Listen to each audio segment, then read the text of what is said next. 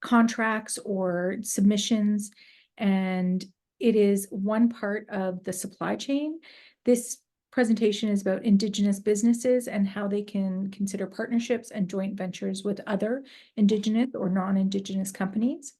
These relationships can lead to increased opportunities and growth for companies, but it's essential for Indigenous businesses to understand these processes and ensure that they take a strategic approach to the agreements, sharing of benefits and work. So really using all of the toolkit that we've seen today. This session will introduce joint ventures and the strategies to ensure that Indigenous businesses have the best opportunity to realize benefits from these relationships.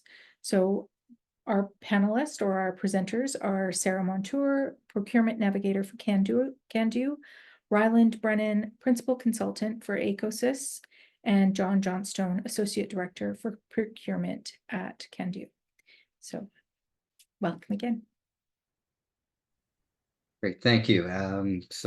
John here. I'll just kick things off, and then I believe what we're going to do is have between Ryland and Sara talk a bit more about this. And I know we have others online that have a lot of experience in the space as well. But a couple of I call them the small print side of this is that anything that we talk about here today shouldn't replace talking with professionals, whether they be accountants or lawyers, around the specifics of a legal contractual obligation like a joint venture between yourself, your organization, and another organization. So we're trying to provide guidance.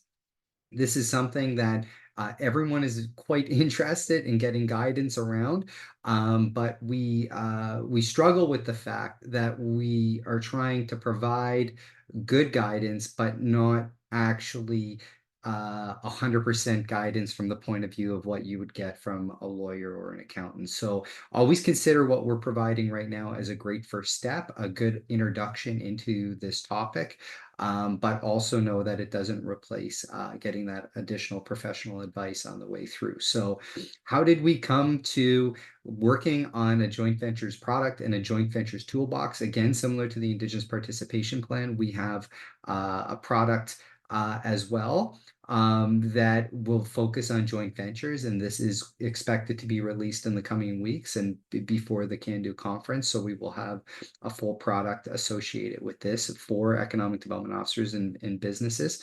And how we got here is basically exactly what you would imagine, which is that there's a huge interest in understanding this, but also with changes, whether it's the Indigenous Participation Plan requirements we're now seeing from different levels of government.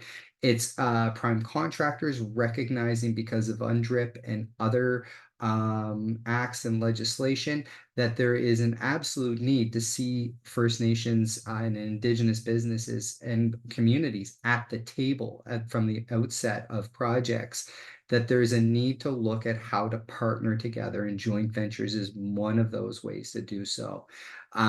So without further ado, what I'll do is I'll turn it over to Ryland and to Sara, and we'll have an opportunity to talk a bit about these opportunities. And again, we will certainly make sure that as we develop that additional toolbox, that we will be doing an individual links to learning fully focused on joint ventures and considerations for Indigenous businesses and Indigenous organizations. So over to Ryland. Thank you very much, John. And Sara, I'm not sure if you wanted to lead or if you want me to lead off here. No, you go ahead. I guess what I really want to add is that my oldest son was a huge Spider-Man fan. And when it comes to joint ventures, you really got to listen to your spidey sense. 100%. That is such great advice. And we also see, Barry providing some great comment there in the chat about how it is a really awesome way to learn and receive mentorship that's essential to a business's success.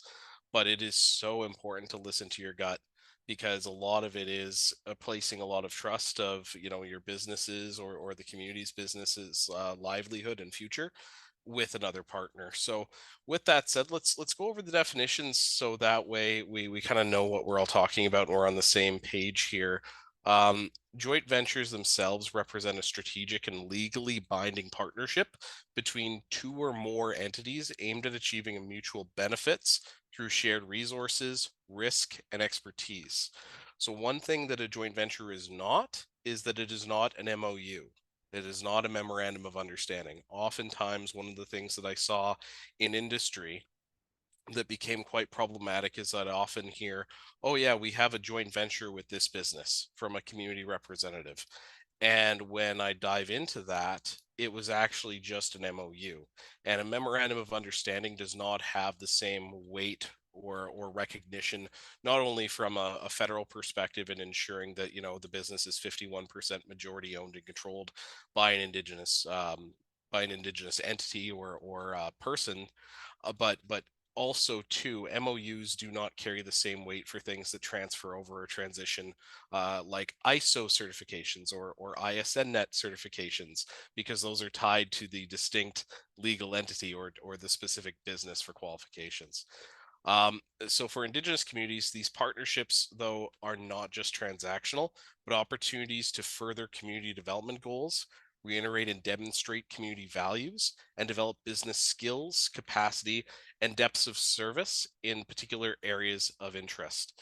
So there's two types of JVs that we're going to be talking about, or we look at in more depth in the toolkit as well. Is we have the contractual JVs. So these are collaboration agreements regarding a specific project or venture that both entities will be collaborating on without creating a separate legal entity. But again, more language, more enforcement mechanisms, more governance than your typical standard MOU or LOU, letter of understanding. And then there's the corporate joint ventures. This is when a new entity where the participants of the joint venture themselves act as shareholders in the partnership and a new distinct legal entity is created. So this is where things like ISO or ISNnet certifications would also need to be registered to that new particular corporate entity. And one or both partners could have those certifications, but if it's a new corporate JV that's created, those qualifications do not apply to the new corporate entity, and it needs to basically carry its own qualifications. So, why are joint ventures important? This is a really important thing in the context of Indigenous economic development. Joint ventures represent those strategic alliances that can be formed between Indigenous communities and businesses and external entities that are primarily looked at ensuring that the contract opportunities that might otherwise be perceived as out of reach by a community or a business, due to maybe limited experiences, finances, maybe other capacity limitations, can potentially be captured. So they allow for great market access. So let's say you've got a mining opportunity that's coming up in your area, and there's going to be a need for ongoing, environmental monitoring services, and your community doesn't have the equipment or the capacity to necessarily do all the work that's required. But if you're aware of an environmental monitoring company that the nation trusts or has a rapport with that's in the area, well, that might be a good opportunity to form a partnership, because it'll be a great opportunity for you guys to pursue a marketing opportunity within the territory. It also allows companies to gain capacity and skill sets. One of the biggest things that First Nations communities have across Canada is people that are willing to learn and that are interested in working and doing a lot of these jobs that may have a direct impact on their territories. So don't think for a minute that when you as an Indigenous community or you as an Indigenous business approach a company that you have nothing to offer. No, in fact, the opposite is more true. We're seeing more and more that businesses are really, really looking for Indigenous partners because they need the additional capacity in those areas where they haven't had a lot of success with employee retention, or they haven't had a lot of success running down contracting opportunities, or they haven't had a lot of success in getting the buy-in on the ESG side of things for a lot of how their businesses operate. Um, the other part that this does, or that joint ventures can do, is that they provide those competitive advantages related to government opportunities. We talked earlier about how IPPs were born out of the PSIB, or the Procurement Strategy for Indigenous Businesses. Again, there are dedicated federal procurement opportunities that are focused on increasing opportunities for Indigenous businesses. So by having a joint venture in certain areas of the market, there's a really strong opportunity that you're going to be the only competitor. Or should there be enough Indigenous capacity responding to an opportunity, it may push the hand of PSPC, or the Government of Canada, when making these procurement decisions, to do something like an Indigenous set aside based on the overwhelming amount of Indigenous capacity, which means that you're able to not compete with other members of the market, and it brings back the opportunity to potentially just being awarded to Indigenous majority owned businesses. It also allows communities to become active partners in projects. So, if we're talking about this joint venture now, not necessarily from, let's say, a service delivery perspective of two companies coming together to build a project or provide a service on a project, but when we're talking about ownership, we see collectives coming together of Indigenous communities to buy equity shares in pipelines. Enbridge has an example with their 5 lines that they sold to Indigenous communities in northeastern Alberta. NGTL, again in Alberta, while they seem to have hit a snag, also formed a limited partnership to joint venture model, in which they have something like 80 communities from across their network coming together to purchase in an equity portion of the NGTL system. So we see more and more of these models coming about every day that are facilitated by joint ventures. Sarah, is there anything you'd like to add to why joint ventures are important? Just that it really opens up a chance to build capacity within communities. You know, as Barry mentioned in the chat, that it opens up mentorship opportunities, and for it's an opportunity that you might not have if you weren't part of that joint venture. You're finding the right partner, and that right partner wants to see you grow just as much as they grow. So it's a really reciprocal relationship. Absolutely. So what we've got here is, this is actually just a snippet from the toolkit that, to John's point, will be released later this month, with some of the key definitions and things to be aware of when you're talking in the joint venture space. So we talked about one a little bit earlier here, and that's impact benefit agreements. The other one is comprehensive land claim agreements, Indigenous participation plans, and industrial technological benefits policy. I won't go through them line by line here with our time today, because again, this is just an introduction, but just so you're aware of where joint ventures are very impactful, or you're going to see a lot more use for joint ventures when it comes to procurement opportunities related to the federal government. Joint ventures interact with IBAs all the time, because oftentimes IBAs that are entered into with private industry, they're going to need to satisfy, Indigenous spend requirements, or that they've made to a community, or education and training requirements they've made to a community. If the community doesn't have the initial, capacity to start up a new business to provide a service, well, then one of the ways that a proponent that has an IBA with that community can often make sure that they meet their commitments to that community is to introduce them to their existing preferred supplier that provides the service, so that the community can gain the breadth and depth of capacity and experience to eventually potentially do the contract on their own, outside of the joint venture that's used for, getting the training done and getting the business built up from the start. Similar things with comprehensive land claim agreements. Oftentimes with comprehensive land claim agreements, there'll be specific stipulations regarding first right of refusal for when contracting opportunities for certain protected areas may come about. And again, another way to ensure that you're maximizing when those opportunities come along, if there's a lack of capacity or a lack of depth of services in a nation, is to find a trusted partner that you could potentially joint venture with. And again, a joint venture is for a specific activity. It doesn't necessarily need to be, a 25-year plus marriage. It could just be, a long-term dating situation where it works. You develop the internal capacity that you need as a community, through the joint venture, you know, learn and adapt from the governance structures, from the reporting tools, from the asset management of the capacity established partner, until you're ready to go out on your own, or your nation's able to go out on your own for your own business. um, where it interacts with Indigenous participation plans, as John alluded to earlier, and Sarah alluded to earlier, and our good friend Barry here today alluded to earlier as well.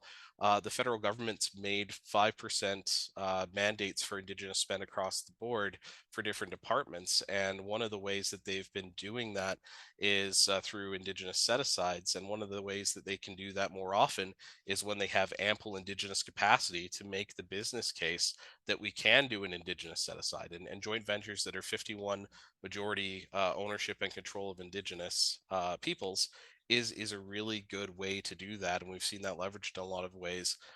It also ensures too that communities or Indigenous entrepreneurs that otherwise we could do this work, we've got a business, we know this really well, but we just don't have enough equipment. We just don't have enough resources right now.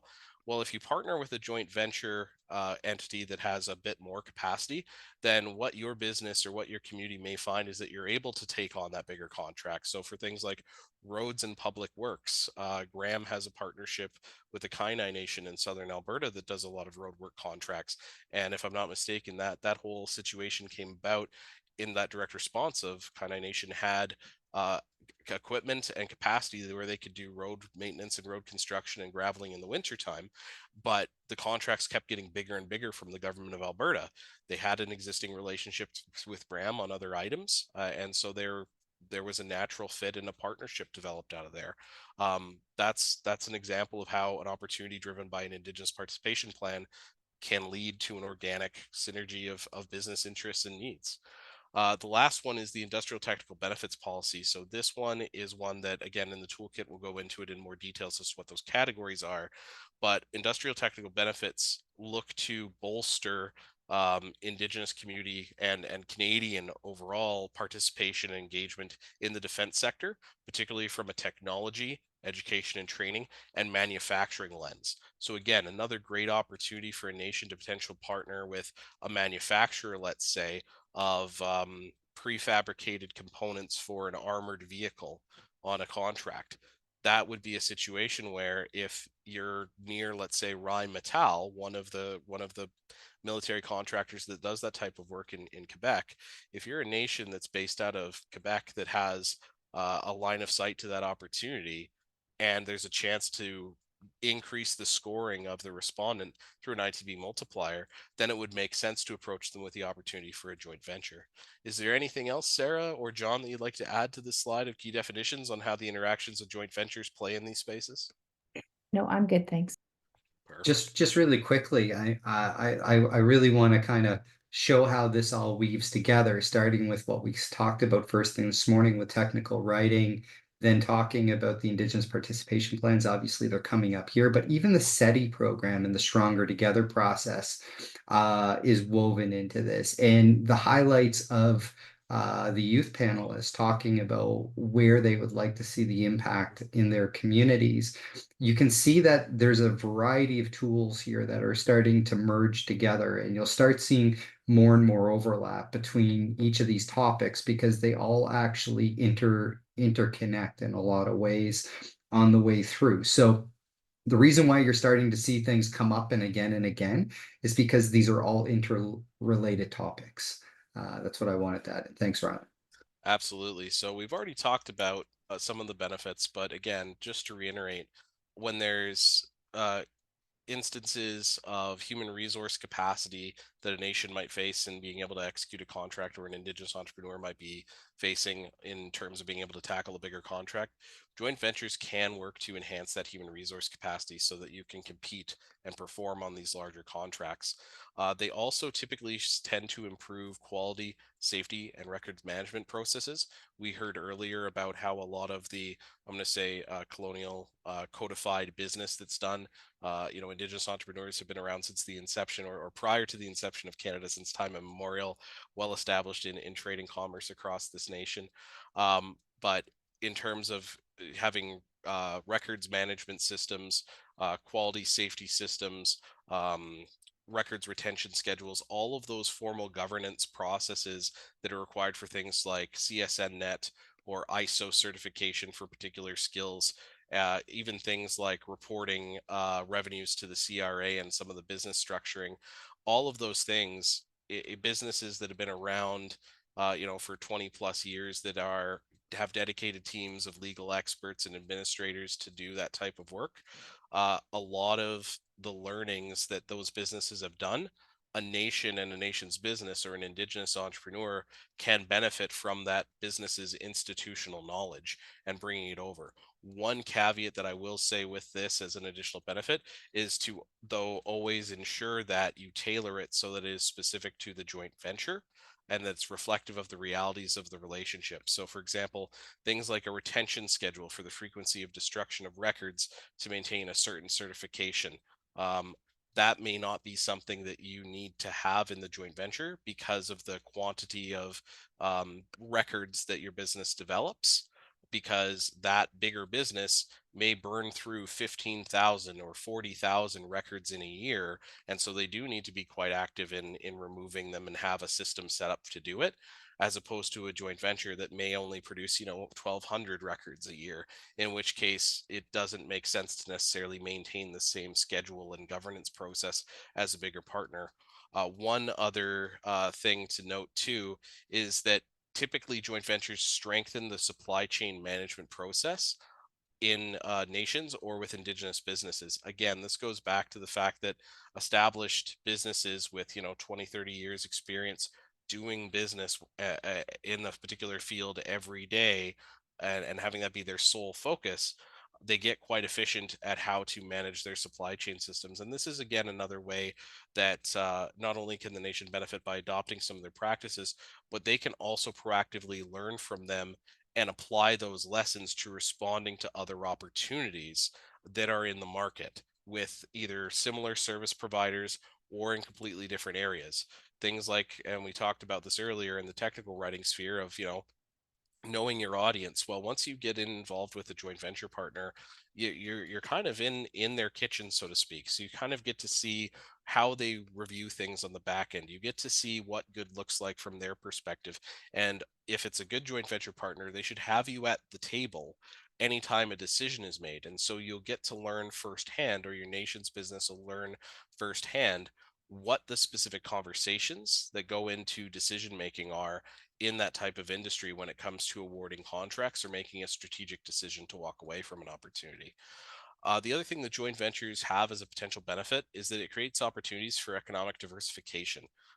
Again, there are so many different services that are required on projects, and some of which we don't even really know until the project is actually in construction. So, for example, a lot of buildings, especially that occur in areas that have a lot of muskeg, when they start to do whatever groundwork or civil earthwork they do in clearing off different vegetation, typically there can be a change in the quality of soil and there can actually be some sagging once weight is put on site.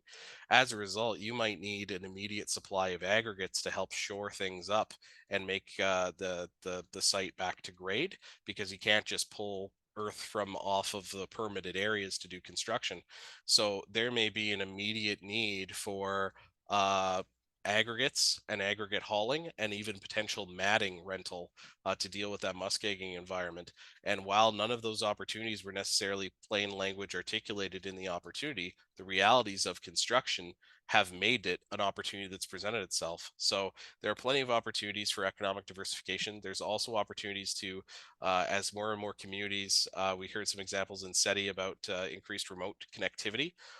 There's more opportunities for creative consultants, communication consultants, strategic consultant agencies like the one that I work for, Acosys.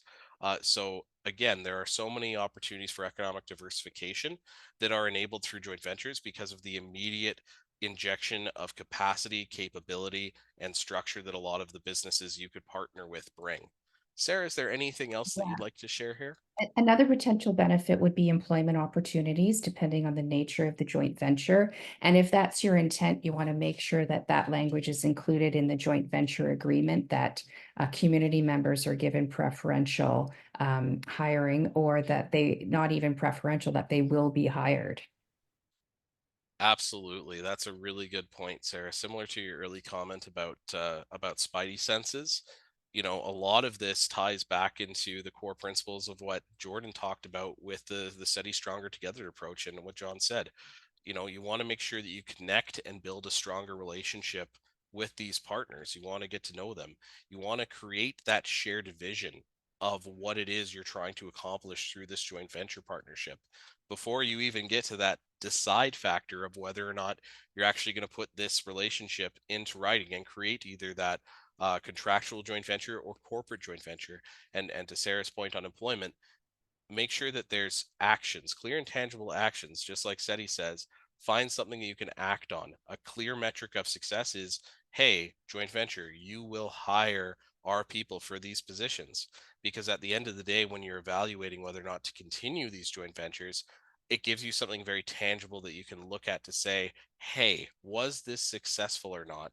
Because there are also sometimes, especially depending on how the risk model is on a joint venture, the joint ventures could potentially lose money year over year. However, if they lose, you know, some money on 1 year, but they were able to maintain employment of, let's say, 10 members of the community, well, the loss felt on the price line might be offset by the fact that they were successfully able to retain, you know, community members on projects over, you know, a year's period. And so you want to actually keep that relationship going. So additional opportunities, we've touched on this already, but again, joint ventures are typically something that is, and the government of Canada actually, if you are using a joint venture, has a lovely form in IPPs that you'll see.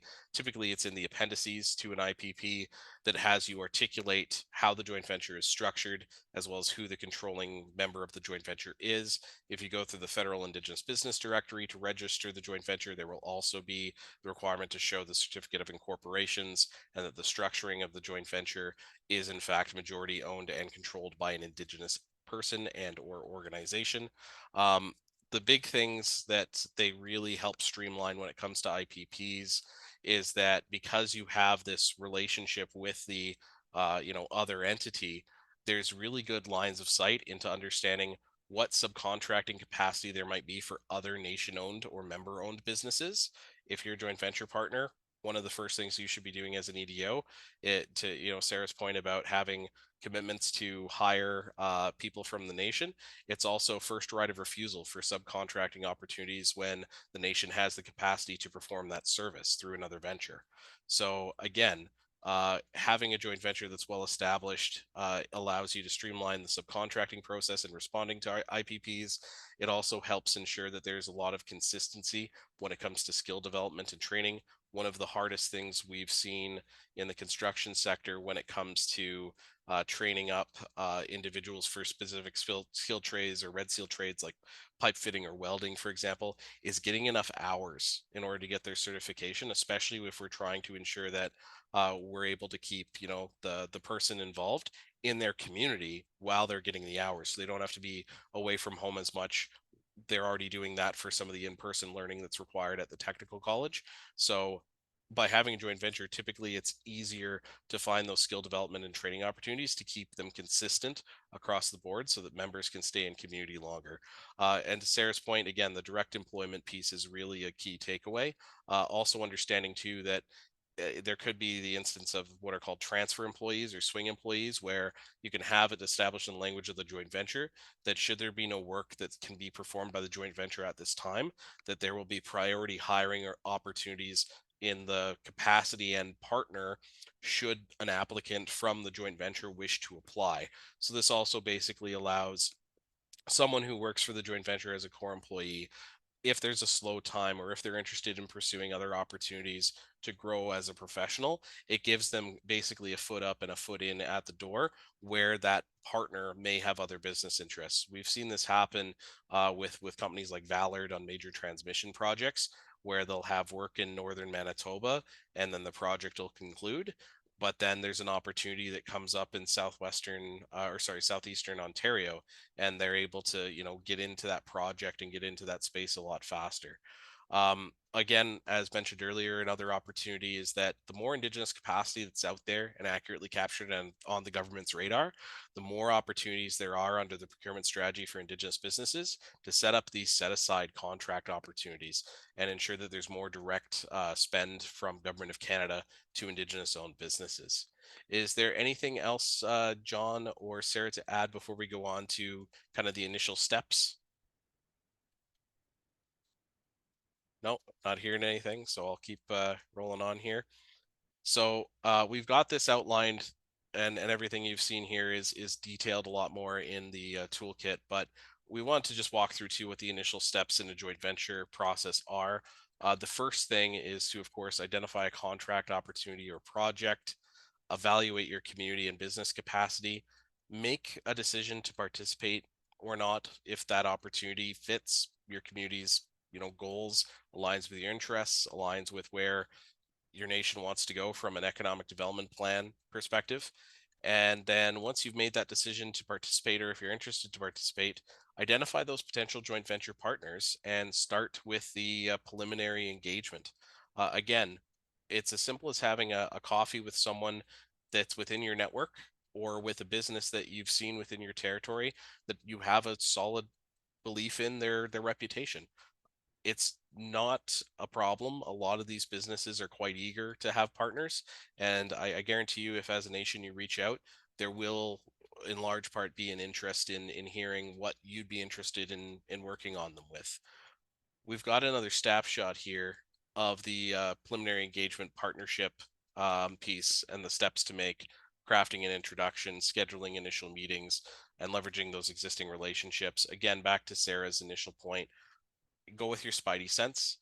Ensure that the first steps or the first people you'd consider for a joint venture with your nation or as an Indigenous entrepreneur are with businesses of repute and with people that you trust, because ultimately, if you're going to enter into business together, you're going to be sharing some dirty laundry, and you're going to be together through the highs and the lows of every type of business.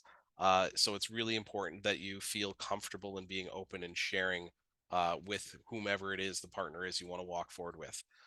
Sarah and John, anything to mention here before we get to the conclusion?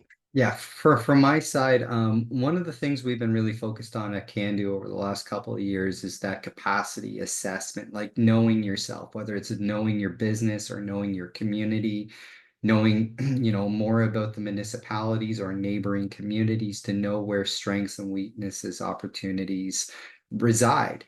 And if you're going into some of these conversations, either as a business or a community, and you have not properly inventoried or understood where your strengths and weaknesses are and where your resources are, then you're going to go into this negotiation without the best information. And the more information you have, and the more solid you are, and the more you understand what the community's economic development focus is, the more you're going to be able to go into these conversations empowered. So I think one of the big things also, I like tying all this stuff back together, is that we initially talked this morning about some of the community capacity assessment stuff, and Ryland said it could be as simple as an Excel spreadsheet to start. It could be a Word document. It could be a very technically driven system in your community, depending upon the size and the complexity of the businesses or the businesses or the resources within community.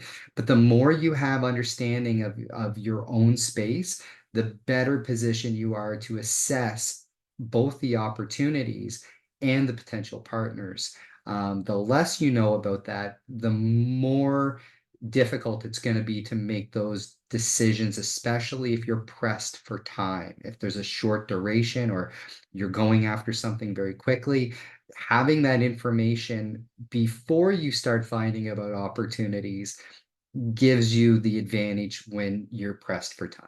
That's the only thing I want to add. Thanks, Ryland. Sorry, and I'll just add, in line with John's assessment, the other thing I think you really want to assess and be aware of is, what kind of partner do you want to be? Do you want to be an active partner? And if you do want to be an active partner, what does that mean to you? And what degree of activity do you want to have? Absolutely, absolutely, Sarah. And to that point on how active you want to be, it's really important that when you're structuring these legal relationships, that you articulate what the expectations are of both parties. Because again, the other partner might be expecting the nation to incur costs and do all of the business development and BD as, you know, their contribution, or they might be looking for letters of support that are dated and project specific and available within 24 hours of the time of the request. And administratively, that might not be something that, you know, you're able to provide because of administrative constraints. So really good points, both John and Sarah, in ensuring that you've got clear expectations. In conclusion, again, there'll be more detailed information about joint ventures coming up, and procurement mentorship programs on the topics that we talked about today in links to learning materials. We should have the joint venture toolbox too, ready and available for the Cando 30th at the end of the month here in Calgary. But in closing, joint ventures create a variety of benefits for community-based businesses and their members.